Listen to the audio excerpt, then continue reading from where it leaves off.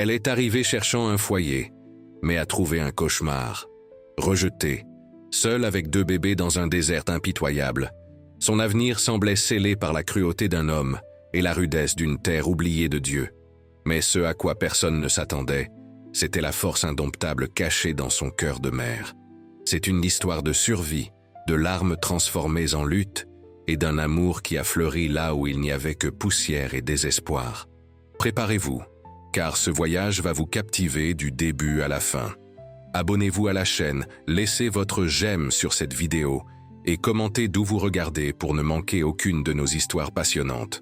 Le soleil matinal, un disque de feu pâle dans le ciel couleur d'opale délavé, déversait une lumière cruelle sur la station de rédemption.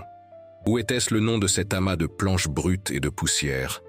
Un nom qui sonnait plus comme une blague amère que comme une promesse. La locomotive, un monstre de fer et de fumée, exhala son dernier souffle sifflant, un son fatigué qui semblait faire écho à l'épuisement de la femme qui descendait du wagon de passagers. Elara, son nom, autrefois un chant doux dans son propre esprit, semblait maintenant avoir été balayé par le vent incessant des plaines, réduit à un murmure inaudible. Sa robe, autrefois d'un bleu plein d'espoir, une couleur qu'elle avait choisie avec tant de soin pour ce nouveau départ, était froissée par le long voyage, teintée d'un brun rougeâtre par la poussière omniprésente qui s'infiltrait partout. Dans la peau, dans les poumons, dans les rêves. Dans ses bras, elle portait non pas un mais 2 paquets identiques de petits êtres endormis. Léo et Lina, indifférents au regard scrutateur des quelques curieux qui la balayaient de la tête aux pieds. C'étaient des regards durs, méfiants, des regards de gens qui avaient déjà tout vu et ne s'impressionnaient pas facilement. Elle était la mariée par correspondance, venue de lieux et lieux lointaines, avec un avenir promis dans une lettre jaunie, maintenant gardée près de sa poitrine, un talisman fragile contre l'immensité effrayante qui s'ouvrait devant elle. La silhouette qui l'attendait sur le quai était haute, mais courbée, non par l'âge, mais par une rigidité qui semblait émaner du sol aride et fissuré lui-même. Le chapeau à large bord ombrait un visage où les rides d'expression étaient en plus des sillons de méfiance que de rire. Mathieu. Le nom était gravé sur la lettre et, maintenant, dans sa mémoire, associé à cette posture inflexible. Quand ses yeux, froids comme des éclats de glace, tombèrent sur les 2 bébés dans les bras d'Elara, une grimace d'incrédulité, suivie par une froideur coupante comme le vent nocturne du désert, envahit ses traits. La promesse, scellée avec de l'encre et un timbre postal, se brisa là, sous le soleil implacable qui frappait comme un marteau de fer sur l'enclume de la réalité. Ce n'était pas l'accord, sa voix, un gravier sec, rompit le silence tendu qui s'était installé sur le quai. Le son sembla gratter l'air, douloureux comme une plaie ouverte. Un fardeau, pas une épouse. Le rejet fut public, brutal, résonnant entre le grincement du bois de la station et le murmure du vent parmi les cactus squelettiques qui parsemèrent le paysage désolé. Un fardeau. Le mot la frappa comme un coup de poing dans l'estomac, lui coupant le souffle, la couleur du visage. Les quelques curieux qui observèrent la scène se recroquevillèrent, certains avec une trace de pitié déguisée, d'autres avec une satisfaction cruelle. Elara sentit le sol se dérober sous ses pieds, mais elle s'accrocha à ses enfants avec plus de force, comme s'ils étaient la seule ancre dans cette mer d'hostilité. Son nom n'avait peut-être pas d'importance pour ces gens, mais Léo et Lina étaient tout ce qu'elle avait, tout ce qui comptait. La résilience, forgée par des pertes antérieures qu'elle préférait ne pas se rappeler, une obstination qui l'empêchait de s'effondrer, et une foi presque éteinte en la bonté humaine, étaient les seules armes qu'elle possédait. Son conflit intérieur était un nœud serré dans l'estomac, la peur paralysante de faillir envers ses enfants, de ne pas pouvoir leur offrir ne serait-ce que le mirage d'un foyer, luttait contre le dernier vestige d'espoir qu'en quelque part, quelqu'un puisse voir au-delà de sa condition de mère célibataire avec 2 bébés affamés. Le premier acte de sa nouvelle vie à Rédemption commençait là, avec le goût amer du rejet et le poids écrasant de l'incertitude. Mathieu lui tourna le dos sans un mot de plus, sa silhouette haute et courbée disparaissant dans la poussière de la rue principale du campement, la laissant seule avec ses enfants et l'écho de ses mots cruels. Le chef de gare, un homme aux moustaches tombantes et au regard fatigué, s'approcha d'elle avec réticence. Madame, vous ne pouvez pas rester ici. La station va fermer. Sa voix n'était pas hostile, juste résignée. Et Lara regarda autour d'elle. Le soleil commençait à descendre à l'horizon, peignant le ciel de tons orange et violets, une beauté froide et indifférente à son désespoir. Le vent de la nuit soufflait déjà, apportant avec lui le froid coupant du désert. Où irait-elle? Avec 2 bébés? La peur, auparavant un nœud dans l'estomac, se transformait maintenant en panique glacée. Elle avait besoin de trouver un abri, de la nourriture. Elle avait besoin de protéger Léo et Lina. Les bébés commencèrent à gémir, sentant la tension de leur mère, le froid qui approchait. Et Lara les berça doucement, murmurant des mots de consolation qu'elle-même ne ressentait pas. Elle marcha hors de la station, ses pieds s'enfonçant dans la poussière légère de la rue principale de Rédemption. Les maisons étaient rares et éloignées les unes des autres, la plupart construites avec du bois brut et de l'adobe. Quelques lumières jaunâtres commençaient à briller aux fenêtres, signe de vie, de foyer, de tout ce qui lui avait été refusé. Elle essaya de frapper à quelques portes. La première ne s'ouvrit même pas. À la seconde, une femme au visage sévère la chassa d'un geste brusque. « Nous n'avons rien pour les mendiants ici. » Mendiante. Le mot la blessa de nouveau. Elle n'était pas une mendiante. Elle était venue pour être une épouse, une bâtisseuse de foyer. La nuit tomba comme un manteau sombre et lourd. Et Lara trouva une ruelle étroite entre le magasin général et le saloon. Un endroit fétide qui sentait les ordures et la boisson renversée. C'était le seul refuge qu'elle put trouver. Elle s'assit sur le sol froid et sale, adossée au mur rugueux du magasin, les bébés blottis dans ses bras, couverts par le châle usé qu'elle portait. Leurs pleurs étaient en bas, faibles, et coupèrent le cœur d'Elara plus que n'importe quel mot cruel. Elle n'avait pas de nourriture, pas d'eau, juste le désespoir croissant et le froid qui pénétrait ses os. L'espoir, auparavant une flamme vive dans sa poitrine, n'était plus qu'une braise têtue, refusant de s'éteindre sous le souffle glacé du désespoir. Elle ferma les yeux, priant une prière silencieuse, non pour elle-même, mais pour ses enfants. Qu'ils survivent à cette nuit, qu'elle trouve un moyen de les protéger. Soudain, une ombre se projeta sur elle. Et Lara ouvrit les yeux, le cœur battant la chamade. Un homme se tenait à l'entrée de la ruelle, sa silhouette découpée contre la faible lumière qui venait du saloon. Elle serra les bébés contre sa poitrine, prête à crier, à se battre. L'homme fit un pas en avant, et elle put voir son visage. Ce n'était pas Mathieu, c'était un visage plus jeune, moins endurci, avec des yeux qui semblaient doux, ou peut-être que l'obscurité la trompait. « Madame » dit-il, la voix basse et hésitante. « Vous allez bien? Vous avez besoin d'aide » Et Lara ne put répondre. Les mots restèrent coincés dans sa gorge. De l'aide? Serait-ce possible? Après tant d'hostilité, cette simple question sonnait comme de la musique. L'homme s'approcha un peu plus.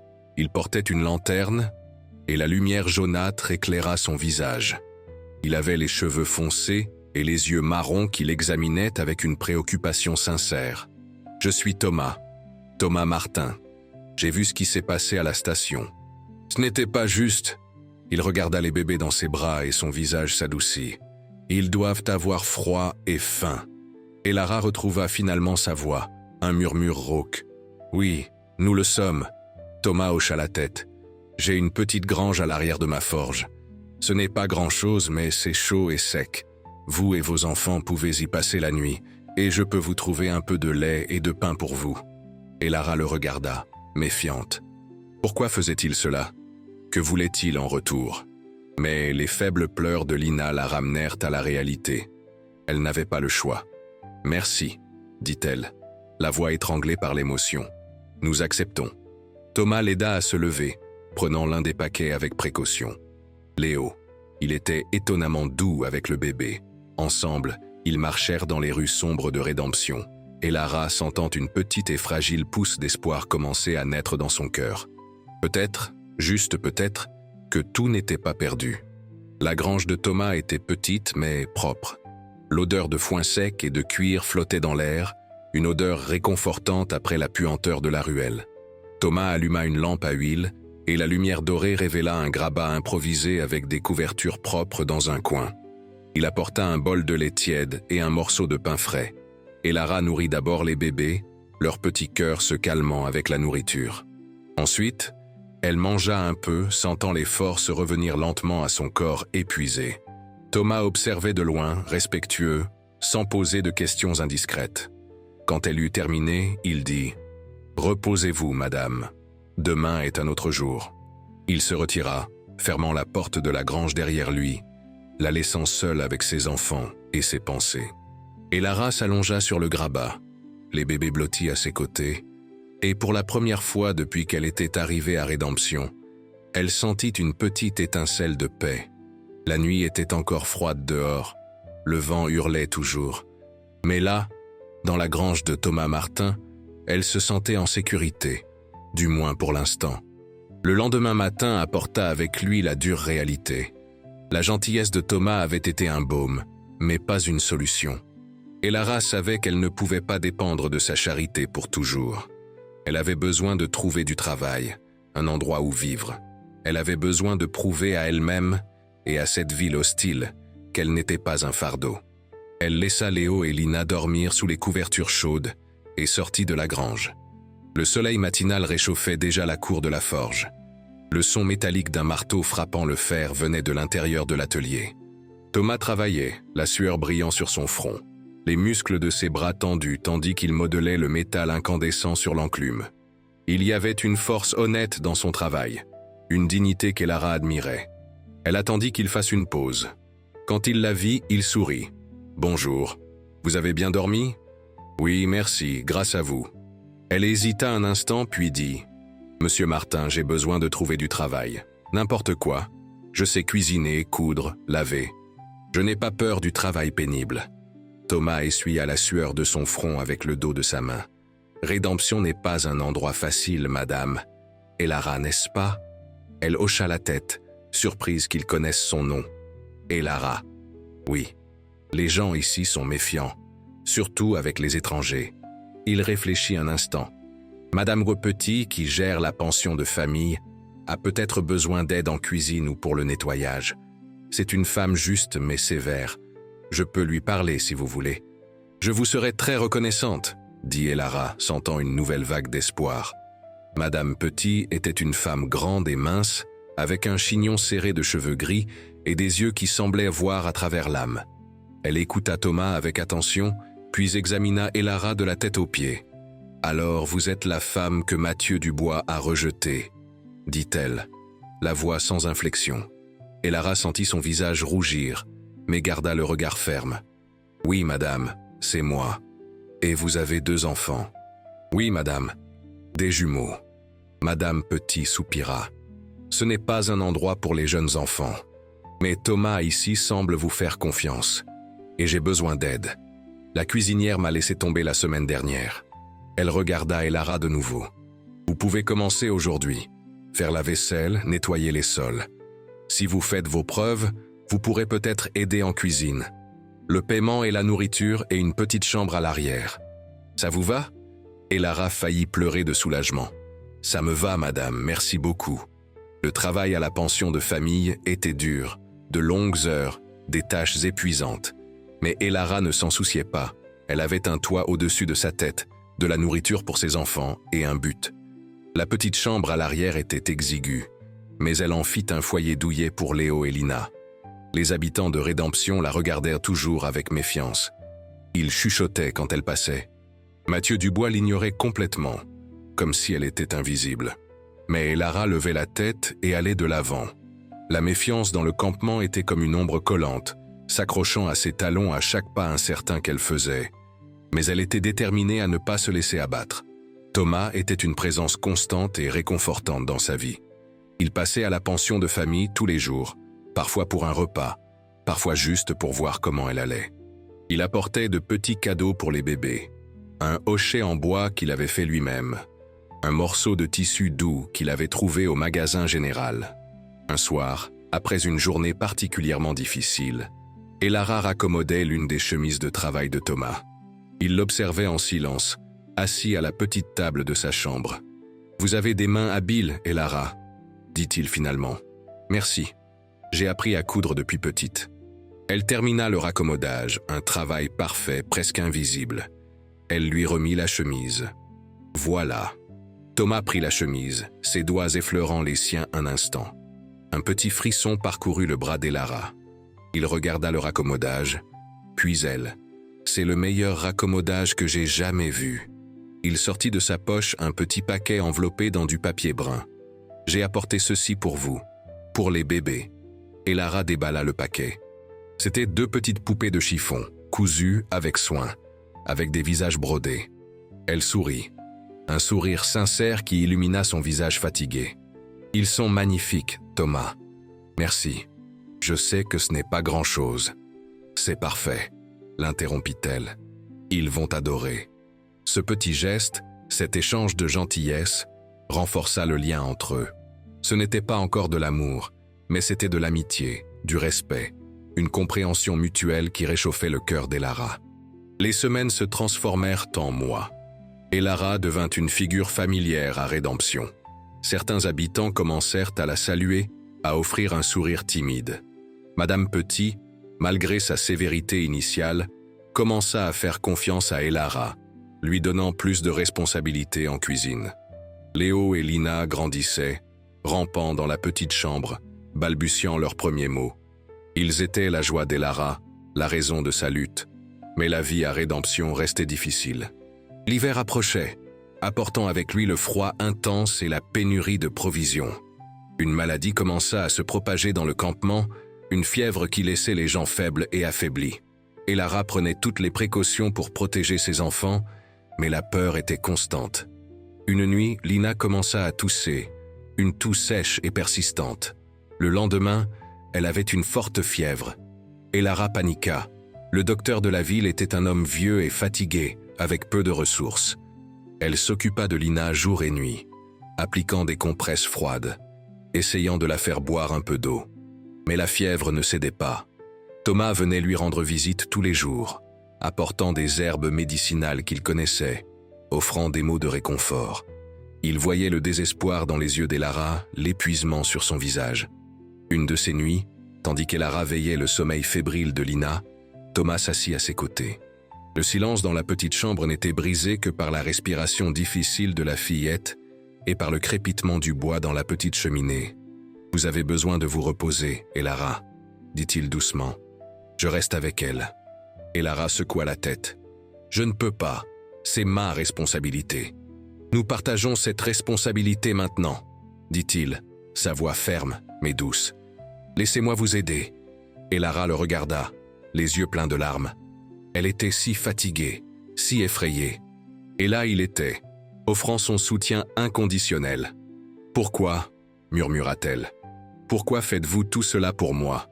Thomas prit sa main, une main calleuse par le travail, mais qui transmettait une force réconfortante. « Parce que je vois qui vous êtes, Elara.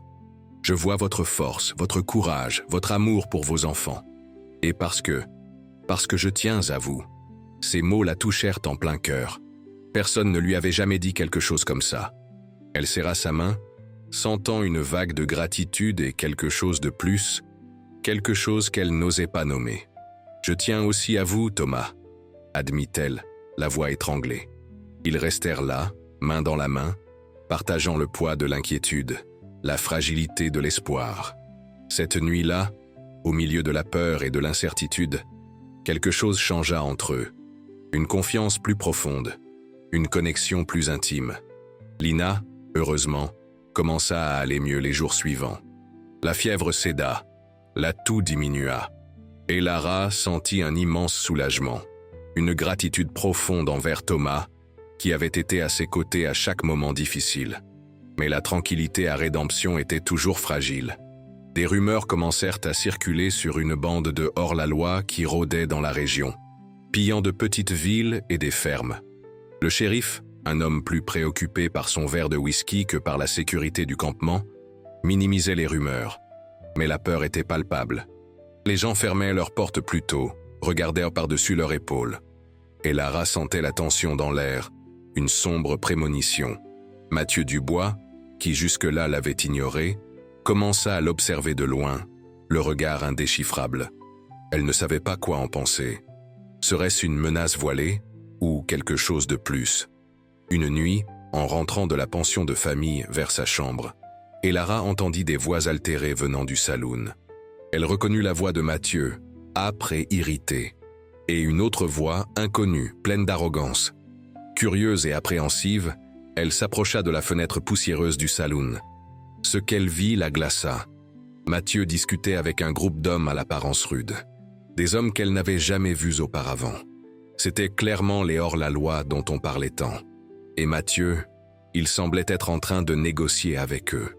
Que faisait-il? Trahissant le campement? L'idée était trop horrible à contempler, mais la scène devant ses yeux ne laissait aucun doute. Mathieu était impliqué avec ces hommes dangereux. Et Lara recula de la fenêtre, le cœur battant à tout rompre. Elle devait prévenir quelqu'un. Elle devait prévenir Thomas. Elle courut vers la forge, la peur stimulant ses pieds. Elle trouva Thomas travaillant tard, comme toujours. « Thomas !» haleta-t-elle, à bout de souffle. « Vous n'allez pas le croire ce que j'ai vu. » Elle lui raconta pour Mathieu et les hors-la-loi. Thomas écouta avec attention, son visage devenant de plus en plus sombre. « J'ai toujours douté de Mathieu, » dit-il, la voix grave. « C'est un homme amer, capable de tout pour obtenir ce qu'il veut. »« Qu'allons-nous faire ?» demanda Elara, la voix tremblante. « Ils sont dangereux, ils peuvent attaquer le campement à tout moment. »« Nous devons prévenir le shérif, » dit Thomas, « et préparer une défense. Nous ne pouvons pas compter uniquement sur lui. » Mais le shérif, comme prévu, dédaigna l'avertissement. « Sottise, Martin. Mathieu Dubois est l'un des fondateurs de cette ville. Il ne ferait pas de mal à une mouche. » Thomas et Elara savaient qu'ils étaient par leurs propres moyens. Ils alertèrent quelques habitants de confiance, ceux qui n'étaient pas aveuglés par l'influence de Mathieu. Un petit groupe se forma, déterminé à protéger leur maison et leur famille. La tension à Rédemption était presque insupportable.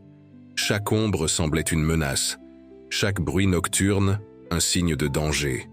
Et Lara dormait à peine, inquiète pour ses enfants, pour Thomas, pour l'avenir incertain. La peur était un animal sauvage grognant dans sa gorge, mais la fureur protectrice d'une mère était une lionne encore plus féroce. Elle ne laisserait rien arriver à Léo et Lina. Elle se battrait bec et ongles pour les protéger. La nuit de l'attaque arriva sans avertissement, comme une tempête soudaine dans le désert. Des cris déchirèrent le silence, suivis par le son des tirs et le galop des chevaux. Les hors-la-loi étaient là, envahissant Rédemption avec fureur et violence. Et Lara saisit ses enfants, le cœur battant la chamade dans sa poitrine. Thomas fit irruption dans sa chambre, le visage tendu, un fusil à la main. « Ils sont ici !» cria-t-il par-dessus le bruit. « Nous devons vous emmener dans un endroit sûr. » Il les guida par l'arrière de la pension de famille, évitant les rues principales où le chaos régnait. L'odeur de poudre flottait dans l'air, mêlée à l'odeur de fumée d'un bâtiment qui avait commencé à prendre feu. Le plan était d'emmener les femmes et les enfants au sous-sol de l'église, un endroit fortifié qui pourrait résister à une attaque. Mais en chemin, ils furent interceptés par un groupe de bandits. Des tirs résonnèrent autour d'eux. Thomas poussa Elara et les enfants derrière un chariot abandonné, tandis qu'il échangeait des tirs avec les agresseurs. Elara tenait Léo et Lina fermement, priant pour que cela se termine vite. L'un des bandits réussit à s'approcher furtivement. Il pointa son arme sur Thomas, qui était distrait par un autre tireur. Elara vit le danger. Sans hésiter, elle ramassa une pierre lourde du sol et la lança de toutes ses forces à la tête du bandit. Il tomba au sol, étourdi, et Thomas eut le temps de se retourner et de le désarmer. Thomas regarda Elara, les yeux écarquillés de surprise et d'admiration. « Vous m'avez sauvé la vie, » dit-il, la voix rauque. « Nous nous sommes sauvés mutuellement, » répondit Elara, le visage pâle mais déterminé. Ils réussirent à atteindre l'église, où d'autres familles étaient déjà abritées. Le son de la bataille dehors était terrifiant. Elara essayait de calmer ses enfants, chantant des berceuses à voix basse, tandis que son propre cœur battait comme un tambour. Soudain, la porte de l'église fut enfoncée. Les bandits envahirent l'endroit, menés par un homme grand et cruel, le même qu'Elara avait vu discuter avec Mathieu. La panique s'empara de l'endroit. Des femmes criaient, des enfants pleuraient. Les quelques hommes qui étaient là pour protéger le groupe tentèrent de résister, mais furent rapidement subjugués. Le chef des bandits rit, un son froid et cruel. « Où est votre or, Vermins » J'ai entendu dire que cette petite ville avait quelques économies de côté. » Personne ne répondit. Le bandit marcha parmi les otages, le regard prédateur. Ses yeux s'arrêtèrent sur Elara et ses enfants. « Tiens, qu'avons-nous ici? Une mère avec ses petits. Peut-être qu'ils savent où est l'or. » Il saisit le bras d'Elara, la tirant en avant. Léo et Lina commencèrent à pleurer fort. « Lâchez-la !» cria une voix. Tous se tournèrent. C'était Mathieu Dubois. Il se tenait à la porte, le visage pâle mais résolu. Dans ses mains, un fusil. Les bandits furent surpris de le voir. Le chef sourit avec dédain. « Dubois, je croyais que vous étiez de notre côté. »« Je n'ai jamais été du côté des assassins et des voleurs, » dit Mathieu, la voix ferme. « J'ai commis une erreur en négociant avec vous, mais je ne laisserai pas qu'ils blessent cette ville. Où ces gens ?» Un échange de tirs s'ensuivit. Mathieu, bien qu'en infériorité numérique, se battit avec bravoure. Thomas, qui s'était caché dans l'ombre, rejoignit la lutte. D'autres habitants, encouragés par leur courage, prirent des armes improvisées et partirent à l'attaque. L'église se transforma en champ de bataille. Elara protégea ses enfants avec son propre corps, tandis que la lutte se déroulait autour d'elle. Elle vit Mathieu être touché, tomber au sol. Elle vit Thomas se battre comme un lion, protégeant les innocents. Peu à peu, la marée a commencé à tourner. Les bandits, surpris par la résistance inattendue, commencèrent à reculer. Certains furent tués, d'autres capturés. Le chef, voyant que la bataille était perdue, tenta de fuir, mais Thomas l'intercepta. Après une lutte brève et brutale, le bandit fut maîtrisé. Le silence qui suivit fut presque aussi assourdissant que le bruit de la bataille. L'église était en ruine, mais les habitants de Rédemption avaient prévalu. Elara courut aux côtés de Mathieu. Il était blessé, mais vivant. « Pourquoi ?» demanda-t-elle, la voix étranglée. « Pourquoi nous avez-vous aidés ?» Mathieu la regarda, une trace de regret dans ses yeux fatigués. « J'ai été un sot, Elara, aveuglé par l'amertume et l'orgueil. Je vous ai mal jugé. Vous et vos enfants, vous n'êtes pas un fardeau. Vous êtes une bénédiction. » Ces mots la surprirent. Elle ne s'était jamais attendue à entendre cela de Mathieu Dubois. Peut-être y avait-il une once d'humanité en lui après tout. Thomas s'approcha, le visage sali par la poudre et la sueur, mais les yeux brillants de soulagement. Il s'agenouilla aux côtés d'Elara et prit sa main. « C'est fini, » dit-il. « Nous sommes en sécurité. » Elara le regarda ses enfants, les visages fatigués, mais victorieux des habitants de Rédemption. Elle sentit une vague d'émotion l'envahir. Ils avaient affronté le danger ensemble, et ils avaient vaincu. À ce moment-là, au milieu du chaos et de la destruction, Elara sut qu'elle avait trouvé sa place. Rédemption n'était plus seulement un amas de planches brutes et de poussière. C'était son foyer. Et ces gens, autrefois étrangers et hostiles, étaient sa famille. Le danger immédiat était passé, mais la nuit avait laissé de profondes cicatrices. Tandis que la poussière retombait et que la première lumière de l'aube teintait le ciel de doux tons de rose et d'or, la communauté de Rédemption commença à évaluer les dégâts. Il y avait des pertes, des blessés, et un sentiment doux amer de victoire mêlé au deuil. Mathieu Dubois avait été emmené pour être soigné, son avenir incertain, mais son action courageuse dans l'église avait planté une graine de rédemption dans son propre nom, bien que le chemin pour regagner la confiance de la ville fut long et ardu. Elara, épuisée mais le cœur étonnamment léger, s'occupait de Léo et Lina, qui s'étaient finalement endormis dans ses bras, indifférents au drame qui s'était déroulé. Thomas resta à ses côtés, une présence silencieuse et forte. Quand le soleil se leva complètement, éclairant la destruction, mais aussi la résilience des survivants, Thomas regarda Elara. « Vous avez été incroyable là-dedans, » dit-il, la voix pleine d'admiration. « Vous et vos enfants êtes la chose la plus courageuse que j'ai jamais vue. » Elara rougit légèrement. « Nous avons fait ce qui devait être fait. Nous tous. Je sais, » dit-il, ses yeux rencontrant les siens. « Mais vous m'avez donné de l'espoir quand je pensais que tout était perdu. » Il hésita un instant puis continua. « Elara, je sais que ce n'est ni le moment ni l'endroit, mais je dois le dire. Je vous aime. » Les mots planèrent dans l'air, chargés d'émotion. Elara sentit des larmes monter dans ses yeux. « Oh Thomas, » murmura-t-elle, « Je vous aime aussi. » Il sourit, un sourire radieux qui illumina son visage fatigué. Il se pencha et l'embrassa doucement, un baiser qui scellait toutes les promesses tacites, toutes les espérances partagées. C'était un baiser de recommencement, d'amour trouvé au milieu des cendres. Dans les jours et semaines qui suivirent, Rédemption commença à se reconstruire. La communauté, unie par l'adversité, travailla côte à côte pour réparer les dégâts, pour panser les plaies. Et Lara n'était plus l'étrangère rejetée, elle était une héroïne, une mère courageuse qui s'était battue pour sa famille et pour sa ville. Les gens la saluaient avec respect et affection. Madame. Petit lui offrit une chambre plus grande à la pension de famille, un geste de gratitude et de reconnaissance. Mais Elara et Thomas avaient d'autres plans. Ils voulaient construire un avenir ensemble, un foyer pour Léo et Lina, un endroit où l'amour et l'espoir pourraient fleurir. Thomas acheta un petit lopin de terre aux abords de Rédemption, un endroit avec un ruisseau et quelques arbres. Ensemble, ils commencèrent à construire une petite maison de leurs propres mains. C'était un travail ardu mais gratifiant. Chaque planche clouée, chaque pierre posée était un pas vers leurs rêves.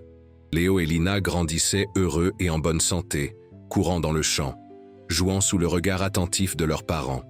Ils étaient la preuve vivante que l'amour et la résilience pouvaient surmonter n'importe quel obstacle. Mathieu Dubois, après s'être remis de ses blessures, quitta Rédemption. Il ne pouvait plus faire face aux gens qui l'avaient trahi, ni à la femme qu'il avait rejetée si cruellement. Il partit en quête de sa propre rédemption, quelque part ailleurs, loin des ombres de son passé. Et Lara ne le revit jamais, mais y pensait parfois, non avec amertume, mais avec une sorte de compassion. Il avait été un homme brisé, et elle espérait qu'il trouverait la paix. La vie à Rédemption continua d'avoir ses défis. Le désert était implacable, la vie sur la frontière était dure. Mais maintenant, Elara n'était plus seule. Elle avait Thomas à ses côtés, ses enfants aimés, et une communauté qui l'avait accueillie comme une égale. L'avenir, auparavant un désert aride dans son esprit, commença à fleurir avec les couleurs timides d'un nouvel aube. Elle avait appris que la vraie force ne venait pas de l'absence de peur, mais du courage de l'affronter. Elle avait appris que la bonté pouvait être trouvée dans les endroits les plus inattendus. Et elle avait appris que l'amour, quand il est vrai et profond, pouvait guérir les blessures les plus douloureuses et construire un foyer là où il n'y avait auparavant que désolation.